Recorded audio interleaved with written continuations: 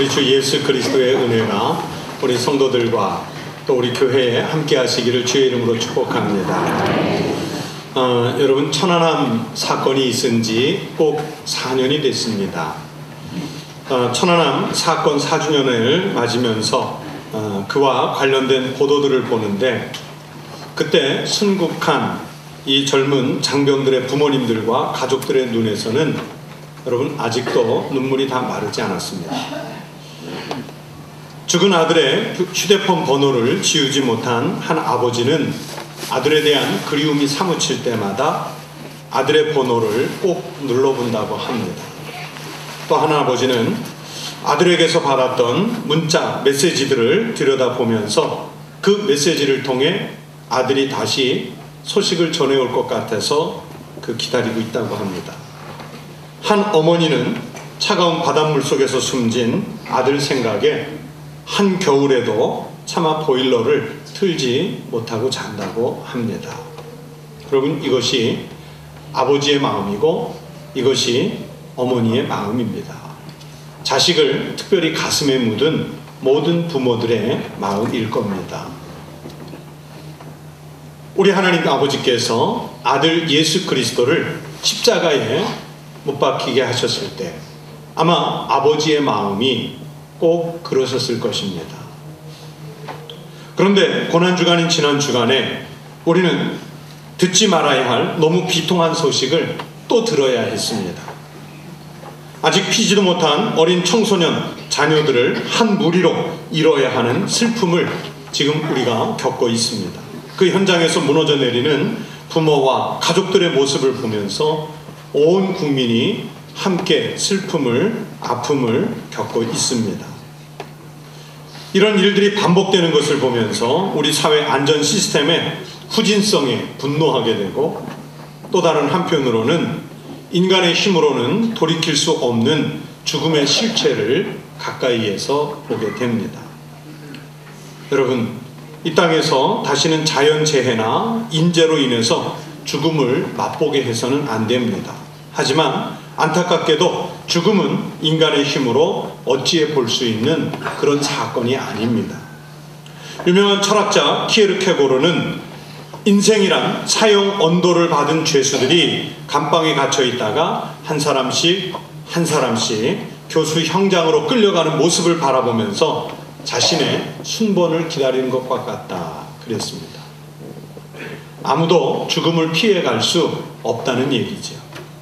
천하를 다 가지고 불로장생을 꿈꾸는 사람이라도 여러분 혼자서만 피해갈 수 없는 것이 죽음입니다. 죽음 앞에서 더욱 겸손한 믿음의 삶을 살아가야 함을 다시 생각하는 그런 주간입니다. 부활의 아침에 죽음으로 설교를 시작하니까 참 마음이 많이 침통합니다. 그러나 여러분, 이 부활은 죽음과 관련이 있습니다. 죽음이 있기 때문에 부활이 있습니다. 우리가 인식하지 않고 살고 있어서 그렇지 죽음에 대한 무서움, 두려움은 우리의 의식 그리고 무의식 속 깊은 곳에 잠재해 있습니다. 이렇게 생각만으로도 무거운 그 그림자를 펼치고 우리 심령을 짓누르는 것이 여러분 바로 사망 권세입니다. 우리 예수님은 바로 우리를 짓누른 이 사망의 권세를 이기고 부활하셨습니다. 오늘 아침이 바로 그 부활의 날입니다.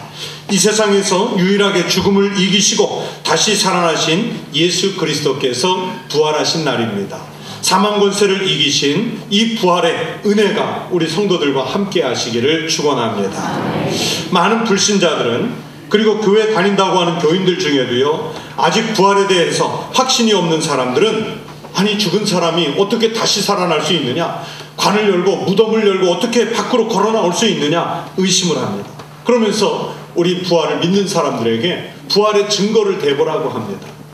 여러분, 이런 의심은요 비단 오늘 우리들에게만 있는 것이 아니라 부활을 가장 가까이에서 목격했던 시대인 2000년째 그 초대교회 때부터도 있었습니다. 고린도전서 15장 12절에 보시면 그리스도께서 죽은 자 가운데서 다시 살아나셨다 전파되었거늘 너희 중에서 어떤 사람들은 어찌하여 죽은 자 가운데서 부활이 없다 하느냐. 안 믿는 사람들에게 쓴 편지가 아니라 교회, 교인들에게 쓴 편지거든요. 거기에 어떤 사람들, 너희 중에서 어떤 사람들은 왜 부활이 없다 하느냐 하면서 의심하고 있다는 사람들이 있다는 것을 밝히고 책망을 합니다. 여러분, 증거를 대라는데 빈 무덤, 이것보다도 확실한 부활의 증거가 어디 있겠습니까? 부활이 없는 기독교는 상상할 수도 없고, 여러분, 부활이 없는 기독교는 존재할 의미가 없습니다. 그래서 성경은 이렇게 선언합니다. 그리스도께서 다시 살아나신 일이 없으면 너희의 믿음도 헛되고 너희가 여전히 죄 가운데 있을 것이요. 바울의 이 고백처럼 저도 사도 바울과 동일한 심정으로 확신하고 말씀드릴 수 있습니다. 여러분, 부활이 없으면 당장에 목사직 그만두고 다른 일 할 것입니다. 부활이 없다면 저는 지금 여러분 앞에서 헛일을 하고 있는 것입니다. 여러분, 기독교가 세상의 많은 여러 종교들 가운데 한 종교로 자리 잡고 있는 그런 단순한 종교가 아니라, 여러분, 우리가 믿는 이 기독교가 진리인 것은, 사실인 것은 바로 부활을 믿는 이 믿음의 힘 때문인 줄로 믿습니다. 그럼에도 불구하고 세상에는 부활에 대해서 믿지도 않고 거부하고 부정하는 사람들이 많습니다. 그러나 그들은 예수 그리스도를 향한 구원의 믿음 자체를 거부하기 때문에 얼마든지 그럴 수 있어요. 불신자들은. 문제는 교회 안에 있으면서도, 그래서 그리스도인이라는 이름을 가졌으면서도 부활을 믿지 않는 우리의 그 불신입니다. 여러분, 신학을 공부하다 보면 황당한 신학이나 신학자들을 만날 수가 있습니다. 대표적인 경우가 20세기 최고의 신학자로 불리는 독일의 불트만이라는 분에 대해서 공부할 때를 느낄 수 있습니다. 여러분, 이분은 신학자입니다. 목사예요. 그렇다면 평생 동안을 예수님 때문에 먹고 산 사람이라는 얘기입니다. 그리고 목회도 했습니다. 그런데 불트만은 예수님의 부활에 대해서 역사 속에 실존했던 사건이 아니라 제자들의 신앙 고백 속에서 존재한다, 그렇게 말했습니다. 불트만의 말로는 이 부활이, 예수님의 부활이 정말로 있었던 일이 아니고 믿는 사람들의 신앙 고백 속에서 존재하는 그것이 부활이라는 거예요. 목회하면서 또 설교는 그렇게 하지는 않았어요. 그 이유는 불트만은 신학과 목회를 별개로 보았기 때문입니다. 여러분, 초대교회 유명한 제일 왕성했던 이단 가운데 영지주의라는 이단이 있는데, 여러분이 영지주의를 따랐던 사람들도 우리 주님이 육체로 오신 것이 아니라고 그랬어요. 성경은 분명히 말씀이 육신이 돼서 우리 가운데 오셨다, 나는 살이 있다, 뼈가 있다, 그렇게 말씀하시는데도 아니라는 거예요. 영으로 오셨기 때문에 죽지도 않았고 죽은 것 같이 보였다는 거에 환상을 봤다는 얘기죠. 그러니 부활이 있을 수가 없습니다. 이들은 신앙은 영적인 것은 중요시하고 육체는 더럽기 때문에 하나님의 아들이 입고 올 만한 것이 아니라는 거예요. 그래서 영을 위해 육체를 절제하는 철저한 금욕주의 생활을 했지만, 그러나 금욕주의가 구원하는 것은 아니에요. 그들은 역사 속에 이단으로 자리매김했습니다. 여러분, 성경은 너무도 분명하게 우리 주님의 부활을 증거합니다. 물론 우리의 지성, 이성으로는 참 감당하기 어려운 소식이에요. 예수님과 함께했던 제자들조차도요, 부활의 소식을 듣고는 예수님께서 수차례 그렇게 예고해 주셨음에도 불구하고 쉽게 그 부활을 받아들이지를 못했습니다. 요한복음 20장에 보면 부활의 소식을 듣고 정말로 그러한가 하여 베드로를 비롯한 두 제자는 빈 무덤으로 달려가 확인해보고, 어느 제자는 이제 끝났다 해서 고향으로 돌아가 예전에 자기가 하던 일을 했습니다. 도마는 부활한 예수 그리스도의 소식을 듣고도 절대 그럴 리가 없다 하면서 믿지 않았습니다. 부활을 향해서 문을 열지 않았습니다. 내가 그 손에 못자국을 보며 내 손가락을 그 못자국에 넣으며 내 손을 그 옆구리에 넣어보지 않고는 믿지 아니하겠노라 말했습니다. 그러다가 예수님 부활하신 지 8일 후에 주님을 직접 만나고 손과 발에 못자국, 물과 피를 쏟으신 그 옆구리를 만져보고서야 믿었습니다. 그리고 비로소 고백을 합니다. 나의 주님이시오 나의 하나님이시니이다. 마치 도마와 같이 부활에 대해서 마음을 닫고 불신을 가진 그 사람들에게 주님이 말씀하십니다. 너는 나를 본고로 믿느냐? 보지 못하고 믿는 자들은 복되도다 하시니라. 보지 않고도 믿을 수 있는 복된 성도들 되시기를 축원합니다. 성도 여러분, 부활은 교회가 마련한 어떤 화려한 행사가 아닙니다. 수식어가 많은 것도 아닙니다. 그냥 주님이 우리를 구속하시기 위한 사실로 역사 속에서 일어났던 일입니다. 부활에 대해서 마음을 열고 믿음으로 받아들이는 성도들이 되시기를 축원합니다. 고난주간 특별 새벽기도에 오신 분들에게 그저께 목요일 날 아침에 제가 우리나라 기독교 역사에서 최초의 신학자라고 말할 수 있는 분이 조선시대 말기에 정하상이라는 분이라고 말씀을 드렸습니다. 여러분, 정하상은 상제, 상서라는 글을 쓴 것 때문에 순교를 당했습니다. 그 상제, 상서, 그 글에서 정하상이 밝힌 내용은 맹인이 자기가 못 본다고 해서 하늘에 태양이 없다고 말할 수 없고, 유복자가 내 아버지 얼굴을 못 봤다고 해서 아버지가 없다고 말할 수 없다고 그랬습니다. 내가 안 믿는다고 해서 계신 하나님을 안 계시다고 말할 수 없다고 그랬습니다. 여러분, 그런 것처럼 정하상이 말한 것처럼 성경은 분명하게 우리 주님 예수 그리스도의 부활에 대해서 말씀하시는데, 여러분, 내가 부활이 없다고 말하는 것은, 여러분, 이것은 진실을 왜곡하는 것입니다. 없는 것을 있다고 말하는 겁니다. 부활을 믿지 못하는 사람들은 우리에게 부활을 하셨다는 증거를 보이라고 합니다. 우리가 증거를 보이고 못 보이고를 떠나서 부활은 분명히 있습니다. 오늘 본문의 말씀들을 보십시오. 부활의 새벽에 아직 주님의 부활에 대해서 목격하지도 않았고 부활에 대해서 전혀 생각해 보지도 않았던 여러 명의 여인들이 예수님의 무덤을 보러 갔습니다. 그런데 뜻밖에도 무덤은 비어 있었습니다. 그곳에는 주님의 천사가 자리를 지키고 있었고 누우셨던 곳은 비어 있었습니다. 여러분, 어느 때는 불신자들이 신자들보다 더 잘 믿을 때가 있어요. 여기 성경에도 마찬가지예요. 예수님께서 죽은 지 사흘 만에 부활할 것이라는 말씀을 기억해 두었던, 예수님을 십자가에 못 박는데 주역이었던 유대의 또 로마의 지도자들은 오히려 예수님의 말씀을 믿고 예수님의 무덤을 봉인을 했어요. 경비병을 세워서 지키게 했습니다. 왜 그랬습니까?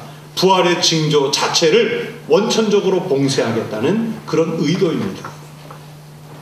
그러나 그들은 예수님의 시체를 도둑 맞았다는 거짓말을 지어내야 했고, 경비병들의 입을 막기 위해서 많은 뇌물을 써야 하는 일이 생겼다고 오늘 성경이 말씀합니다.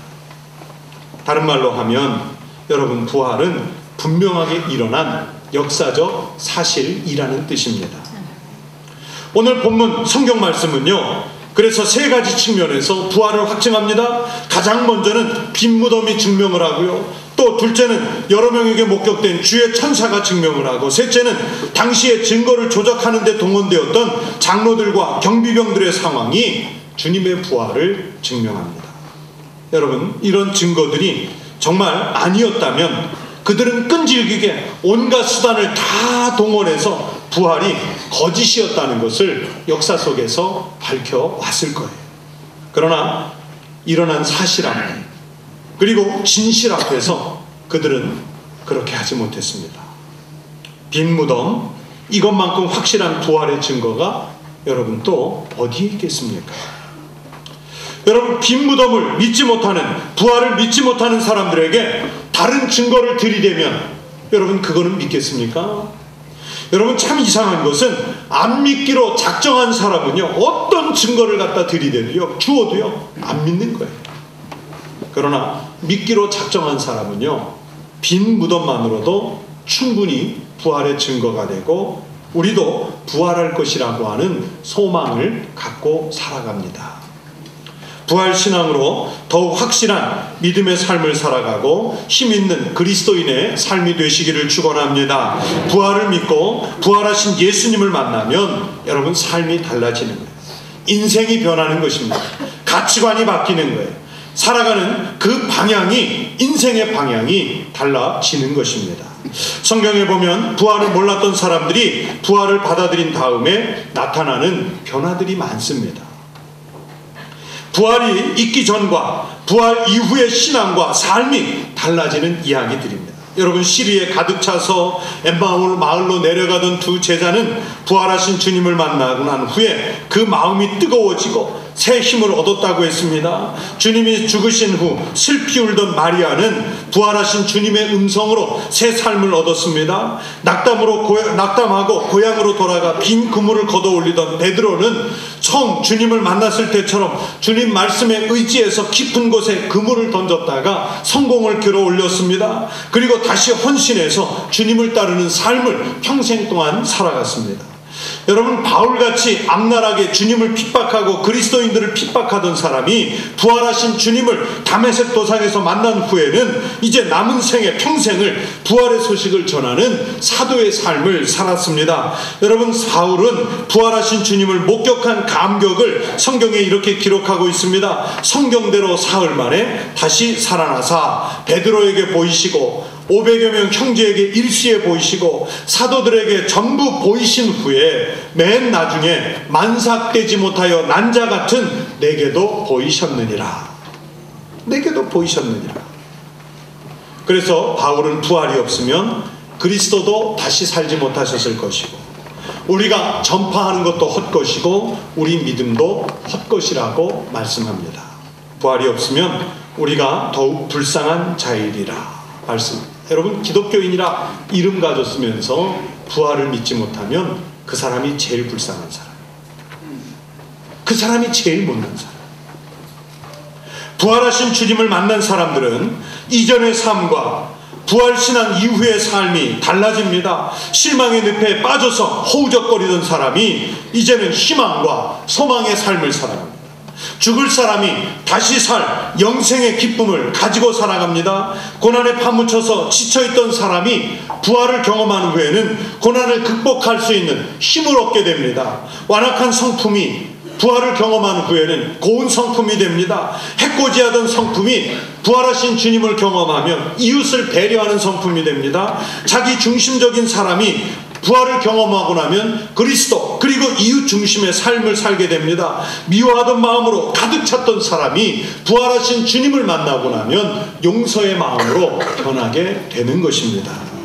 사랑하는 성도 여러분, 부활하신 주님을 믿으십시오. 장차 우리도 부활할 것이라는 것을 예수께서 먼저 부활하심으로 증명해 주셨습니다. 잠자는 자들의 첫 열매가 되어 주신 줄로 믿습니다. 예수를 나의 구주로 믿는 성도 여러분, 우리를 향해서 엄습해오는 죽음을 향해서 여러분도 성경 말씀처럼 선포하시기 바랍니다. 사망아, 너의 승리가 어디 있느냐? 사망아, 내가 쏘는 것이 어디 있느냐? 나는 부활로 이기리라 하고서 선포하십시오. 부활을 관념적으로나 이성적으로나 알고 있는 그런 지식적인 믿음이 아니라 오늘 이 빈 무덤을 목격한 여인들처럼 분명한 확신으로 믿고 받아들이는 성도들이 되시기를 축원합니다. 그래서 이 부활하신 주님의 은혜가 우리 천국교회와 우리 성도 여러분에게 충만하시기를 주의 이름으로 축원합니다.